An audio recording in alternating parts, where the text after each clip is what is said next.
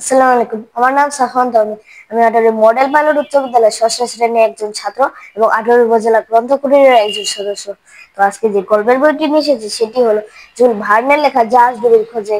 এই গল্পটি মূলত লেখা হয়েছে হ্যারি নামের এক লোককে নিয়ে। হ্যারি ছিল ব্রিটেনের একজন বাসিন্দা। তিনি ব্রিটেনের সব বড় বড় জাহাজের একজন দক্ষ ও সুপরিচিত ক্যাপ্টেন ছিলেন। একদিন হ্যারি যখন তার পরিবারের সাথে অবসর সময় কাটাচ্ছিল, তখন ব্রিটেনের ব্রিটানিয়া জাহাজ থেকে হ্যারিকে ক্যাপ্টেন্সি করার জন্য প্রস্তাব দেওয়া হয়। হ্যারি সেই প্রস্তাবটি মেনে নেয়, কারণ ব্রিটানিয়া জাহাজটি ছিল হ্যারির অনেক পছন্দের।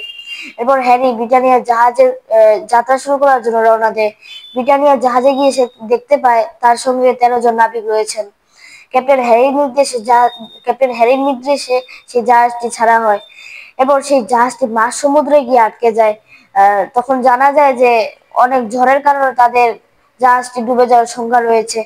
এরপর সেই জাহাজটি মাঝ সমুদ্র থেকে একটু দূরে গিয়ে ডুবে যায়।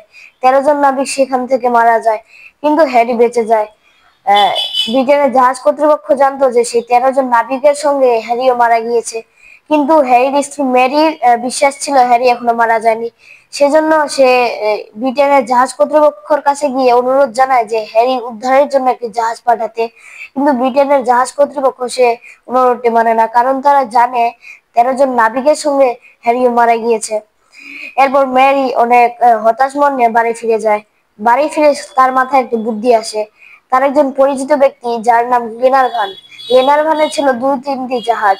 সে গ্লেনারভানকে অনুরোধ জানায় হ্যারির উদ্ধারের জন্য একটি জাহাজ দিতে। প্রথমে গ্লেনারভান রাজি হয় না। এরপর পরে হ্যারির দুজন সন্তান ওয়াটকিন্স ও হেলেনার অনুরোধে গ্লেনারভান রাজি হয়ে যায় এবং গ্লেনারভান, মেরি, ওয়াটকিন্স ও হেলেনা হ্যারির উদ্ধারের উদ্দেশ্যে বেরিয়ে পড়ে। ব্রিটানিয়া জাহাজটি যে জায়গায় ডুবেছিল তারা সেই জায়গায় গিয়ে পৌঁছায়, কিন্তু অনেকক্ষণ খোঁজাখুঁজির পরও তারা হ্যারিকে খুঁজে পায় না। আসলে হ্যারি ব্রিটানিয়া জাহাজের একটা ছোট কাঠের টুকরো অবস্থান করছিল। অনেক ঝড় হওয়ার কারণে হ্যারি বারবার এই ছোট টুকরাটি থেকে বিচ্ছিন্ন হয়ে যাচ্ছিল। আবার সে যখন সেই কাঠের টুকরোটির কাছে আসে আবার ফিরে যায়। এরপর তারা গ্লেনারভান, মেরি, ওয়াটকিন্স ও হেলেনা অনেক হতাশ মন নিয়ে বাড়ি ফেরার জন্য প্রস্তুত হয়। কিন্তু তখনই হ্যারি দেখতে পায় তার থেকে একটু দূরে একটি জাহাজ। হ্যারি তাদেরকে বাঁচাও বাঁচাও বলে চিৎকার করতে থাকে, কিন্তু কেউ তার কথা শুনতে পায় না। হঠাৎ করে হেলেনা তার বাবা অর্থাৎ হ্যারির কথা শুনতে পায়। এরপর হেলেনা তার বড় ভাই ওয়াটকিন্সকে এ কথাটি জানায়।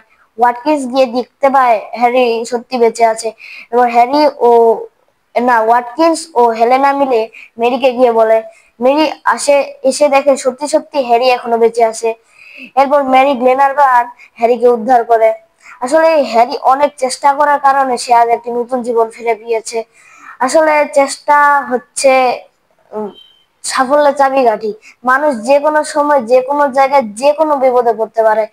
তাই আমাদের উচিত যে কোনো বিপদে পড়ার সময় আমরা সর্বদা চেষ্টা করব, ইনশাল্লাহ ভালো ফল আসবে।